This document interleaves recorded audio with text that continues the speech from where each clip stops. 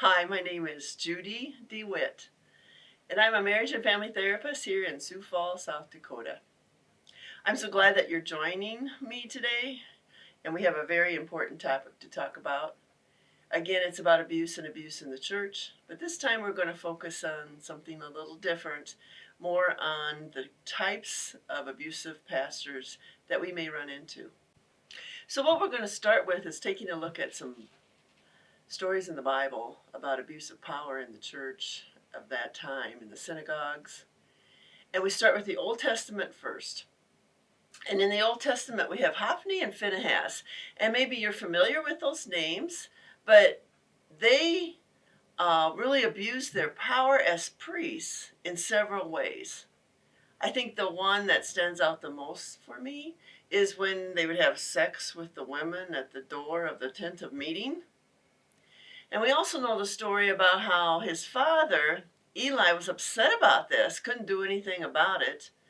But they were abusing their power, using their power as a priest to satisfy their own needs or their own wants. Hophni and Phinehas. And then we're familiar with the story of David and Bathsheba. But I think we go a little fast sometimes because the story is familiar. But just to pause for a second and think about the power that David had. He's king of Israel. He was a warrior. He was well respected, had good armies. And we know that when he saw Bathsheba, some of the things kind of caved in for him about his role as a king. And so he wants Bathsheba summoned to come to his place. We know that she gets pregnant. And then we know he makes sure that his Bathsheba's husband is killed in battle so he can have her as his wife. If you take a moment to look at Bathsheba's side of things, you will see that she's forced to come to the king. She loses her husband. She has a son that dies. So in 9 months, 10 months, things have changed dramatically for her. David has abused his power, lost respect for her, and what she wants and needs. Another one to look at in the Old Testament is Ezekiel and Jeremiah. Now, these are prophets at the time of the exiles of Assyria and Babylon, but they are looking at the priests and the leadership of Israel at that time and saying, whoa, what is going on here? In fact, Jeremiah will say things, they are all greedy for gain, all practice deceit. Peace, peace. There is no peace. And they have no shame. They don't even know how to blush when they've done wrongdoing. It's like no conscience. And then Ezekiel, of course, Ezekiel 34, we're going to find out about how he spoke about the shepherds. Remember, shepherds take care of their sheep, bring them out to green grass, bring them out to good waters, have a staff and a rod to protect the sheep, get the sheep when they're on a cliff, pull them back. But Ezekiel is saying the shepherds of Israel are not doing their job. The shepherds of Israel are doing what they want done to satisfy themselves. And he calls them, you have not strengthened the weak or healed the sick or searched for the lost. You have not brought back the strays, but instead you have ruled harshly and brutally. Now we switch from Old Testament abuse of power to New Testament abuse of power. Like I've said on another video, Pharisees come in there pretty fast in our minds. We know they were very concerned about their 600 laws that they made for their people. 600! And they were expecting the people, the Jewish people, to obey those 600 laws. And as Jesus goes through Judea, Samaria, they recognize Jesus violating those 600 laws. Picking grain, walking with your mat too far, or walking with your mat on the Sabbath. And so here we have the leadership, a whole bunch of rules. You have to follow them. And we're going to talk about how that affects people, when they go to church and the pastor or council has a lot of rules that have to be followed. Pharisees then led to these kind of issues for the people. They used intimidation, threats, power over, judgment, judgmental, demands, self-serving, self-centered, self-righteous, pride, arrogance, and I'm sure there's more. So today, what we're going to take a look at is abuse of power in the church. And as you look at this slide, just think about it for a moment, how it makes you feel. The guy is holding a Bible, forcing it into your face, and all of a sudden there already we can see the approach to this leadership is going to be, you listen or else. Before we dig into the different kinds of abusive leadership, let's explore some of the words we're using. Abusive power. How would you define it, by the way? How would you define abusive power? Now, we could take it outside of the church setting for a second. Let's say you're a doctor and a nurse situation. The doctor dictates to the nurse, do this, do this, do this, do this. That is his role to a certain extent, yep. But when it becomes demanding and intimidating and threatening, and she's fearful or he's fearful about the doctor and the orders that he gives, that's when we're bridging a place of abusive power. So think about your pastor for a second. He has a very powerful role in the church. And as he establishes himself in his church, on the pulpit, in his office, meeting with people, we have to look at how is his behavior. And as we look at his behavior, we can start looking at, should we define it as someone who has unhealthy behavior, inappropriate behavior? Does he have behavior that shows he's going to gain for self? Does he do whatever he wants, violating boundaries? Does he move ahead without council's permission on important issues? Does he actually meet the needs of the people, spiritual needs of the people? We're defining what is abusive power. Does he take scripture out of context? Make it kind of fit for what he wants at the moment? Does he use intimidation? Does he distort what scripture actually says? Does he distort what people are experiencing, like saying, that's not so bad. You didn't hear that right. You didn't see that right. You don't know what you're talking about. Lies, cheats, steals, withholds information when it should be told to the council or to the leadership, manipulates, cons, grooms. These are all kind of in the area we're going to go into. Because we're trying to figure out, how would you, how would I, how would we as a church define abuse of power? Along with abuse of power comes spiritual abuse. There are a lot of kinds of abuses. Emotional, verbal, physical, sexual, sibling abuse. But now, with the pastor in his role that he has, we add, where is spiritual abuse? And if any of those previous abuses occur, because he is the pastor, it is also spiritual abuse. He is to represent God, goodness, respect to others.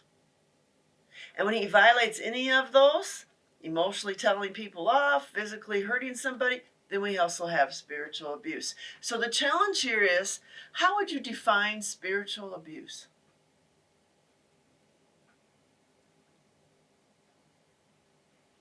On this slide, I have a word called CNOPS. Now, I don't know if you play Scrabble or not. I do a little bit, and I do it with the computer.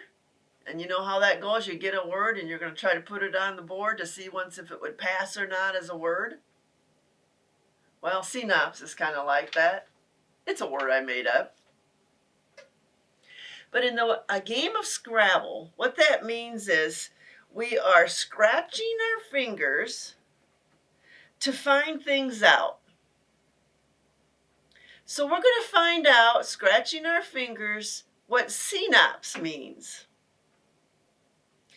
And we're going to lead it towards scratching our fingers to find out what abuse of power by pastors is.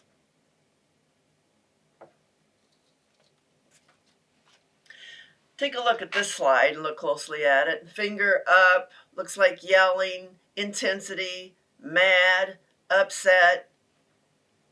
Of the 5 that we're going to talk about, CNOPS, the 5 abusive ways pastors do this in their churches, I have found 5.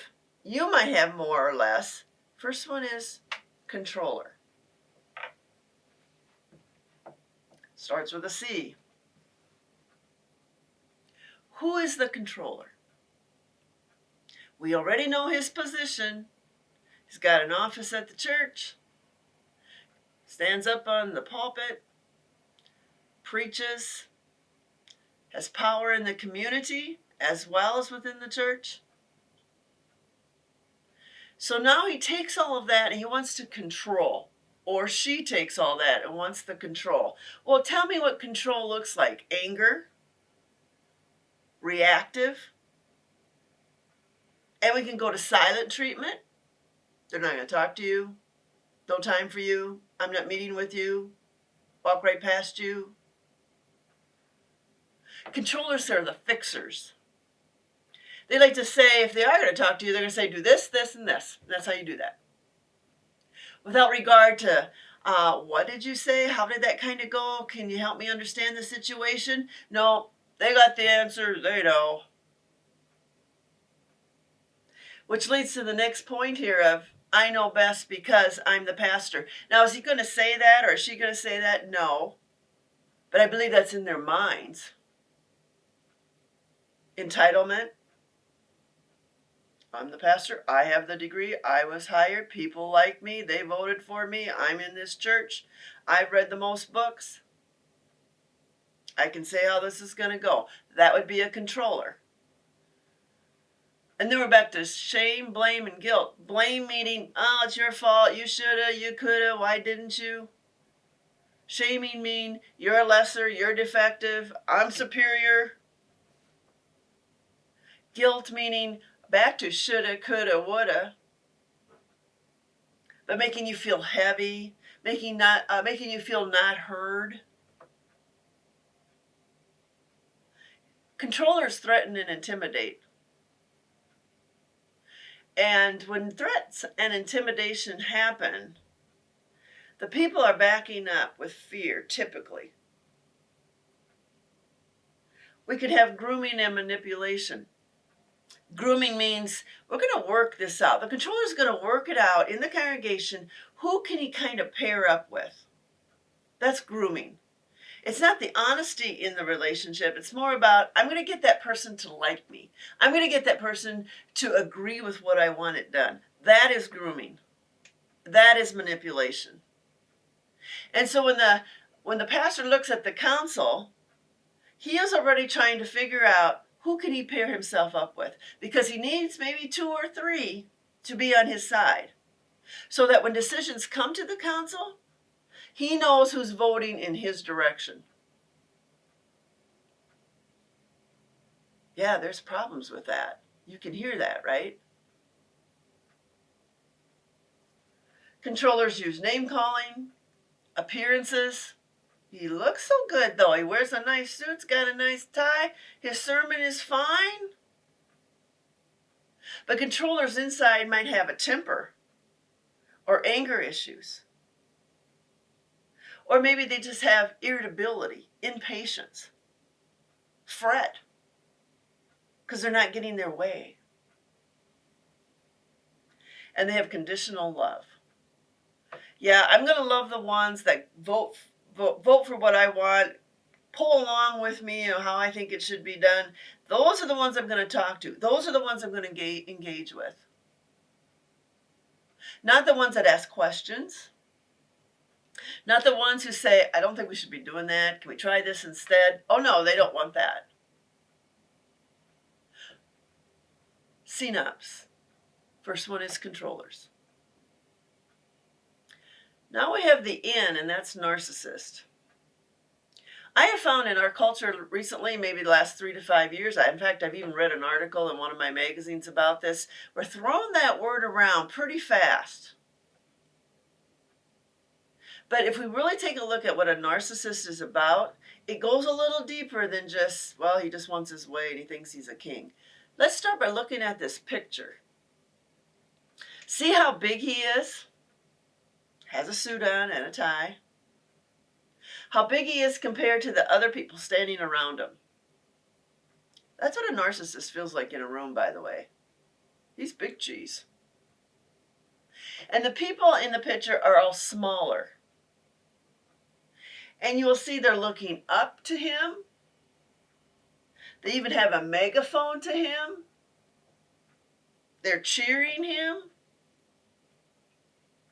If we go back to the narcissist himself, look on the top of his head. You'll see a crown. So he thinks he's kind of a king. And what's swirling around him is the universe. So he's the center of the universe standing on red carpet. And he's big. Sometimes we have pastors in our churches that are like that. So we ask, well, who is the narcissist? What should I be looking for if we have a narcissist? And we all have narcissistic tendencies. We all can get that inflated sense of self. But when it violates or when it interferes with relationships, okay, now we got a problem. And when there's a pattern of behavior. Maybe your pastor gets grandiose one time.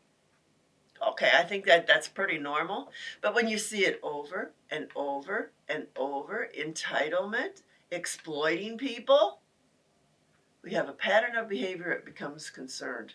So inside the mind of the narcissist, I'm amazing.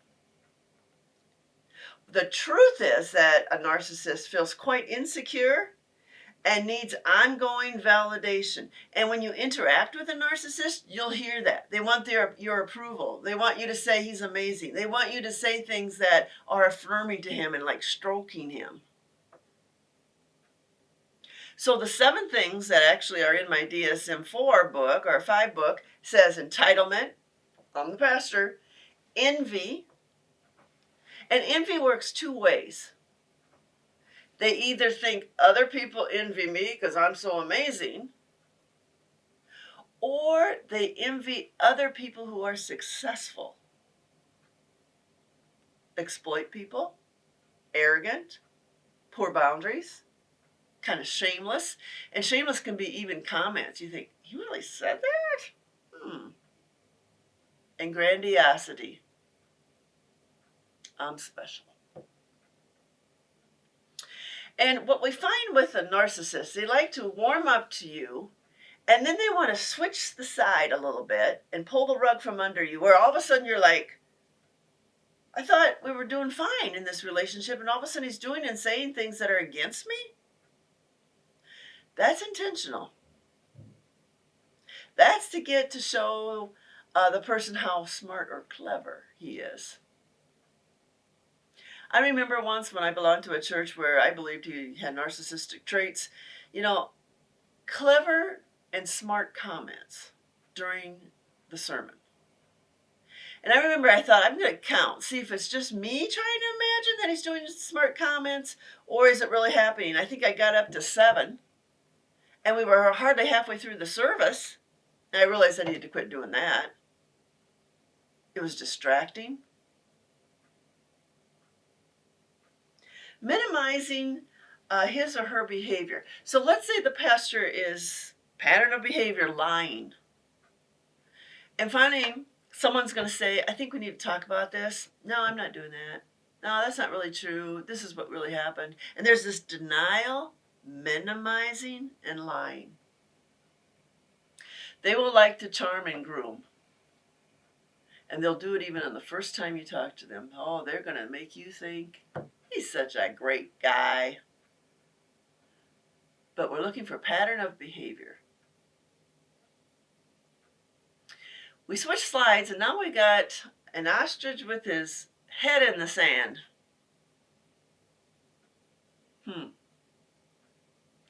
Not until about a couple months ago did I really remember that ostriches do that. And on our CNOPS, we're on control, narcissism, ostrich. Now the ones that put their head in the sand, we're talking more about passivity. I don't know. Depends. I don't have time for this. Do what you want. So let's say a person comes up to an ostrich pastor, has concerns maybe about something that's happened in group or about ministry. Well, you just decide it doesn't matter, or maybe no answer. I recently had a visit with a pastor, and I was just asking questions about how are things going with some of the healing processes here. I know there's been some hurt, and he just goes. So I asked another question about it. You don't even have enough respect for me to at least give me an answer in words?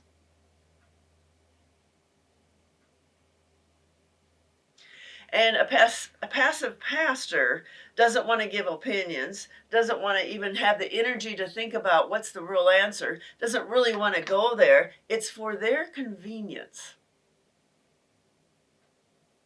I recently had a couple in here too, and finally the husband said, I got to stop being passive. I got to start speaking up here. I got to start saying a few things. We've got problems in our family. It's for their convenience to not say anything. So they avoid conflict. Comes off very arrogant.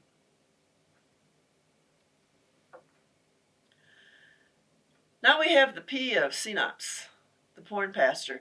As the years have gone by now, I think there's a greater awareness among our congregations about the devastation of pornography. But we find with porn, with pastors, is that there's probably limited accountability on what they're doing on their computer. And they have kind of a time that's unstructured. They structured their own time. So what does it really mean when a pastor gets involved in pornography? The appearance is, and that's why this can be hard to figure out, is their appearances, they're in their office, they're working, they're put together, they talk, they engage. But inside, we've got some problems, such as insecurity, searching for self-satisfaction. They're stressed. Low self-esteem, feelings of worthlessness, of failure. And I know, how can that be when you went through MDiv school or whatever school you went to, and all of a sudden you feel like failure? Poor self-worth? They can be angry, they lie, they resent, they cover up. It's almost like a Dr. Jekyll, Mr. Hyde. So they have all this pastoral stuff going on, coming to council meetings, being in their studying, or it seems that they're studying, and yep, this all looks good. And then on their dark side, they have lying and cheating and deception and pornography. And I would say most porn addicts become very good at this. Turn it on, turn it off. But you can see that they're not being forthright, not until they realize they can't hold this lying life anymore. And then they kind of crash, or they come to their conscience and say, yep, I got to report myself, what I'm doing. This isn't good. Did you know that with addiction, and I did this in a study, so let's say you have porn addiction. Now, they're not all porn addictions. The addiction ones, you're going to need treatment. But I studied addiction in one of my classes and wanted to know, what's the difference between porn addiction and alcohol addiction?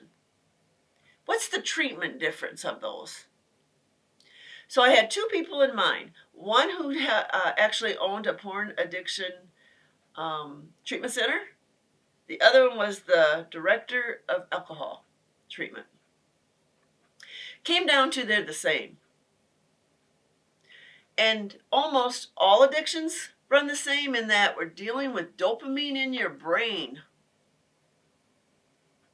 And when you start looking at porn, or you start alcohol, or you start shoplifting, you get a little excitement going. You get a little dopamine going up, up, up, up. And naturally it can go up when we're excited at a museum or something, or a amusement park. But when we're playing with our dopamine, we want it to rise. Dopamine helps us feel pleasure and excitement. All of a sudden we want that feeling again. Oh, I like that feeling again. Oh, I want that feeling again. So we do more porn. And the porn people are going to set you out to watch the light porn stuff first. But then you realize you reach a threshold. And it's just not exciting anymore like it used to be. So now what? Oh, do deeper levels of porn. More graphic porn. More exploitative porn. Oh, there it is again. Dopamine's going up. I'm feeling pleasure and excitement.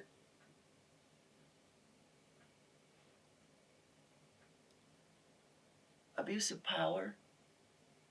Taking advantage of time to be on the computer for porn. A misrepresentation of God by doing evil and wicked things. That's abuse of power.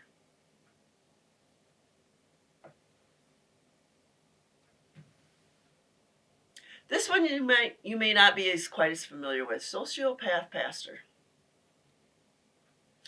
Now, when we think of sociopath, we think of psychopath. So I'm going to separate those because I've read a little bit here. I've interacted with people dealing with these situations.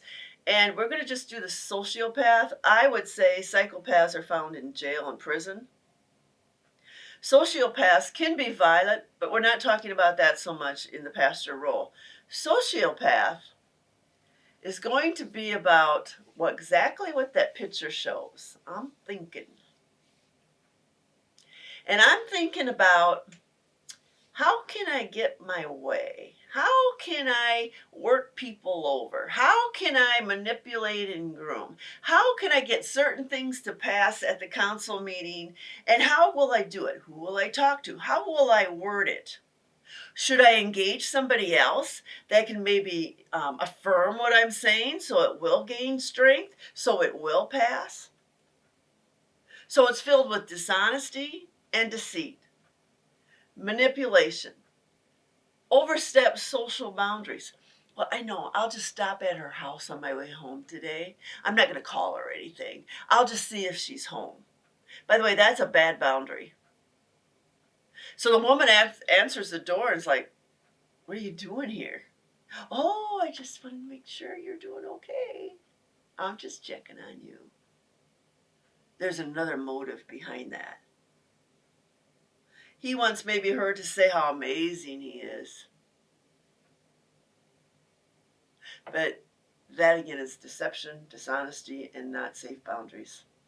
Little or no guilt. So he is caught in lying. He is caught in cheating. He called somebody a name. Well, blows it off.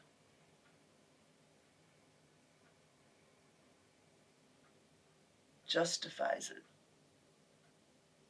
Oh, I just know she's lonely. So that's why I stopped. Arrogant and superior. Uses humor and his intelligence and charm to get things to go his way. And remember, pattern of behavior, or to keep going back to that, you start watching their pattern of behavior and you'll say, but he's so charming, but keep watching it. And then you'll realize he charms those he wants into his little circle, which, by the way, if we're talking about circles, we have pastor in the middle.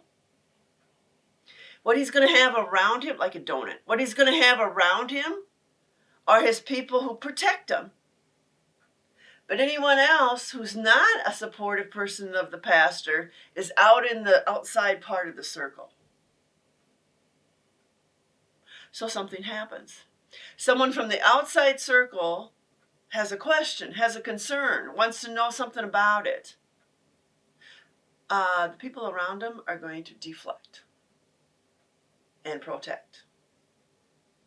And it's probably really unlikely if the pastor will even talk to you, because he has his little people around him that make sure he's going to be safe and there aren't going to be any sort of chaos or upsetness or anything like that. Also, in that sort of scenario, the person who's questioning is the outcast. Not doing anything about him or her or anything they're saying. Sociopaths have low empathy for others. Empathy means you can identify with feelings, interaction, how they experience something. They have low emotional intelligence, is another word, which means emotional intelligence means you sit around the Thanksgiving table, somebody says something, and you know exactly what just happened in the dynamics of the people around the table. You heard it, you felt it, oops, that probably shouldn't have been said or done.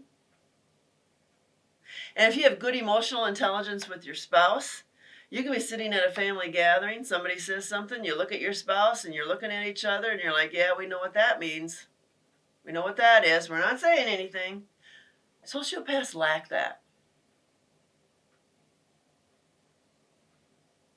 Sociopaths don't learn from mistakes.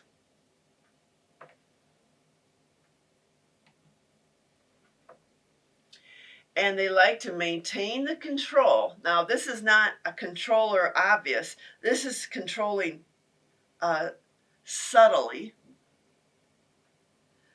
And it's through intimidation and threats.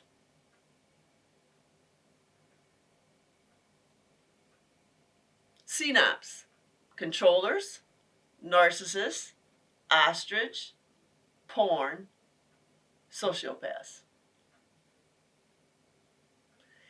The next slide says you can have a garden variety here. And what that means, maybe they don't fit one description completely. Maybe there's a little mixture here, a little mixture there, and it kind of all just can be parts and pieces. And then I threw in here ADHD. Now, ADHD doesn't mean that you're abusive. But I just threw it in because sometimes ADHD is like 75% of porn users are often ADHD. Impulsive, interruptive, poor boundaries, fast thinking, fast talking, tend to control. And accountability, again, needs to be involved in that to help ADHD find success. And more recently, OCD. Now, OCD, some of this OCD can fall under abuse of power. Again, it all depends. It has to be a consistent pattern of behavior that causes harm to somebody. But think of a cocoon. Maybe when you were a kid, you had a little caterpillar, put it in a jar, and it spins, and then, of course, my caterpillar will ever turn into a butterfly because it died in there. But then what an OCD pastor will do is spin and spin with his thoughts. And someone tap, tap, tap outside of the cocoon and saying, hey, I got an idea of change. Could we try this? Could we try that? No. No. No. Fear of change, fear of doing it differently, fear of losing control.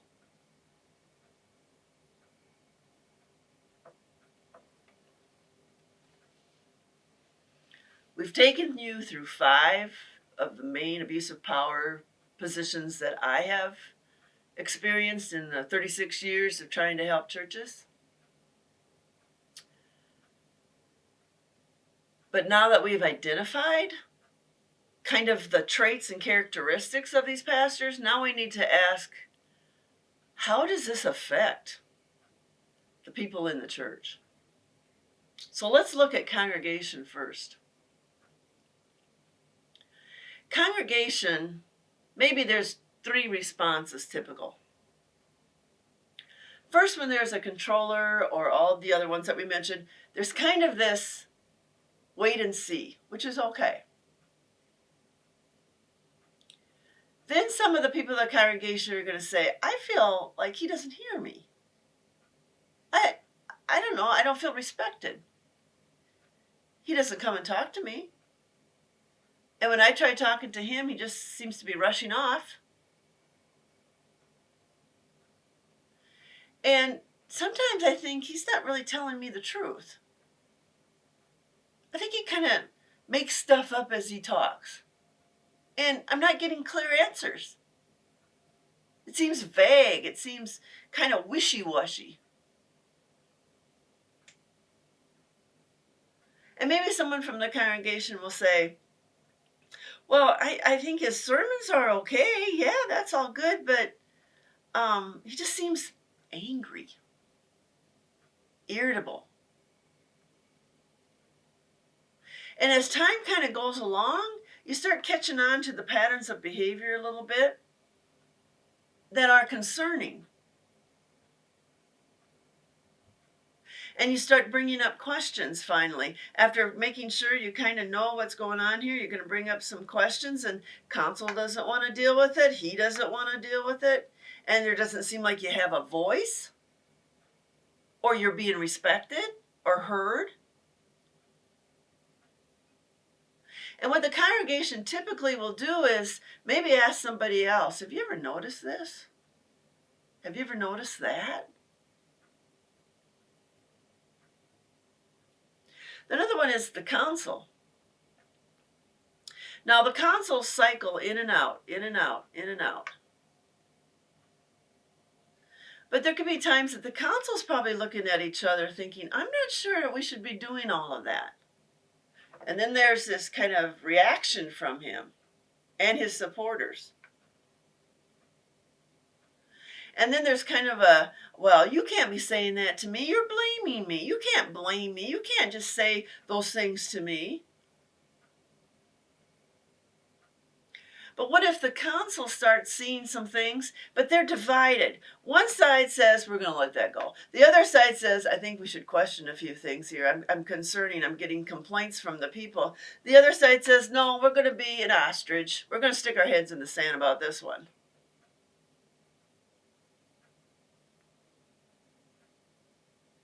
Disrespect, debilitating, hurtful, harmful.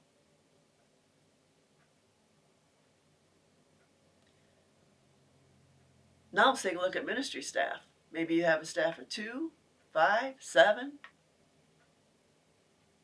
And they're trying to do their share of the work, where it's children's ministry, youth ministry, maybe leading Bible studies and you're paid to do it, whatever it is. Okay, you're trying to work with people and figure things out when complaints come up or difficulties come up.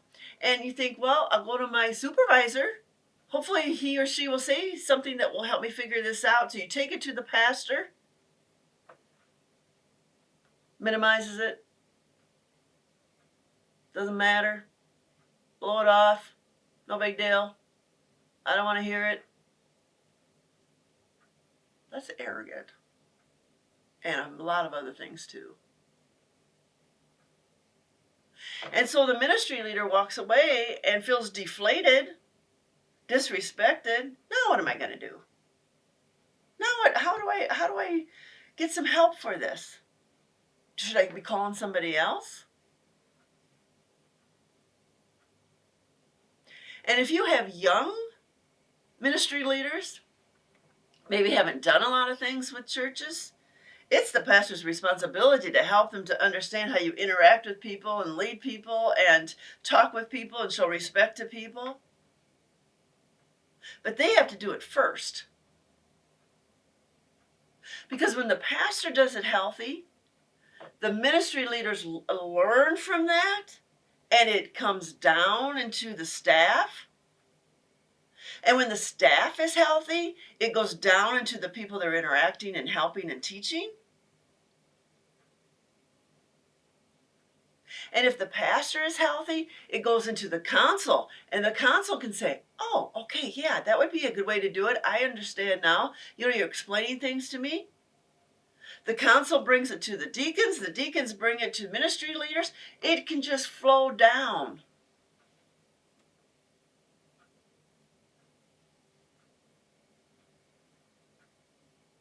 And then this. When there's an abusive pastor in your midst, what's going on at home? If he treats council and members with harshness, rudeness, name-calling, anger, irritability, impatience, that's happening at home too, more than likely. He doesn't just shut that off when he leaves his office door and all of a sudden he's Mr. Wonderful to his family and members. Could he fake it for a while? Sure, to his family. But family is his home. Home is where you're going to be the most that you are as a person and how you are as a member of your family. You let your guard down. And I often wonder that if there is an abusive pastor in a church, consuls, I think you need to ask, what's going on at home? What's happening to the spouse? What's happening to the kids?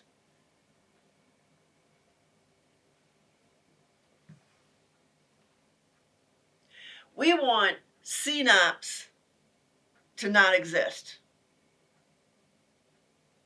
And as it says in this next slide, shepherd, we don't want a shepherd that Jeremiah and Ezekiel are talking about. Shameful things they do. They don't even blush. Or they're out and they don't even rescue the lambs and the sheep that are caught in thickets or that got lost or are wandering around in remote areas or they're injured and they don't come by and help with their injuries. We don't want that kind of shepherd. We don't want CNOPS.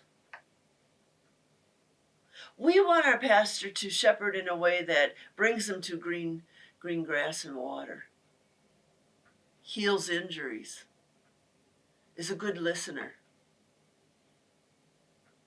We want it that they can recognize the voice of someone safe to talk to about problems at home or at church or with friends.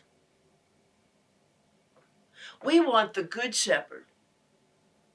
But the good shepherd right now is in heaven, and sure, he comes down to help us. But he has given us all of these under shepherds to lead his church. But the under shepherd has a huge responsibility to be good to the people. Love, kindness, guidance. And the shepherd needs to know how to say things, how to word things. The shepherd is one step ahead of the sheep, if not more. But if you're just one step ahead to lead and to guide, so the sheep can follow. The sheep will never go ahead of the pastor, by the way. The shepherd has to be ahead. The sheep follow, hearing familiar voices, recognizing scripture, knowing, yes, that's true, I read that in the Bible too, affirming what they believe.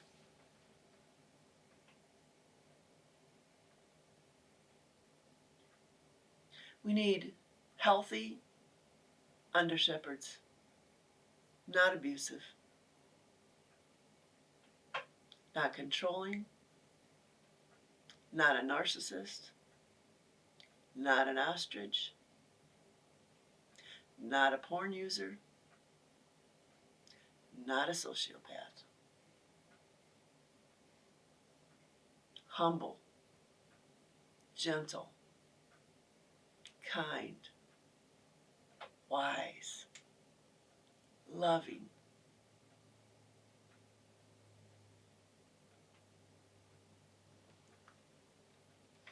I encourage you, after listening to this, that I encourage you to not get critical of your pastor. That's not the intent here.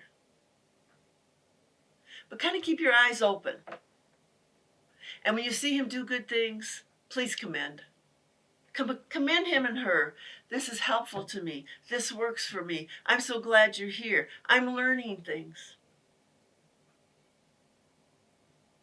And when hurtful things are done, follow some steps. One is Matthew 18, go and talk to him in respectful words.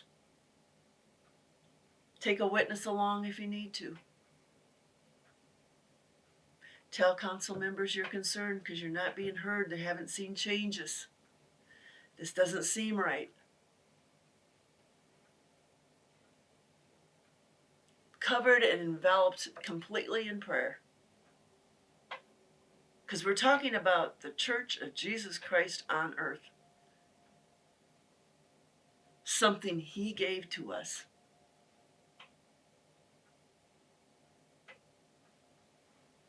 I thank you so much for this time today, and I pray, Lord, I pray for your church that the Lord would uphold it, grant wisdom and knowledge to the church and to the leaders and to the pastor. I pray also that you yourselves will be more assertive when you see concerns. Have courage to use your voice and share the love of God to those in your congregation and your leaders. Have a good day. Have a good week. Blessings to your church. Thank you.